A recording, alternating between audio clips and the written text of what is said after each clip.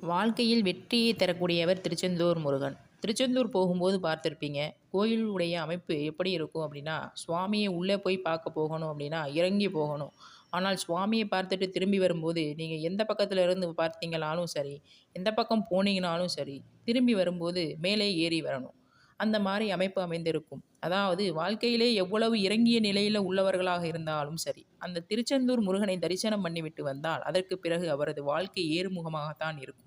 என்பதனை காட்டுவதற்காகவே அந்த ஆலயத்தின் அமைப்பு மிக அழகாக அமைந்துள்ளது. இந்த தன்மையில் திருச்செந்தூர் சென்று வழிபடும் ஒவ்வொருவருக்கும் அந்த முருகப்பெருமான் கருணையை வாரி வாரி வழங்கக்கூடிய வள்ளலாக, வெற்றியை தருகின்ற ஜெயந்திநாதராகவும், ஒவ்வொருவருக்கும் நன்மையை வழங்கக்கூடிய செந்தில் ஆண்டவனாகவும் இருக்கிறார்.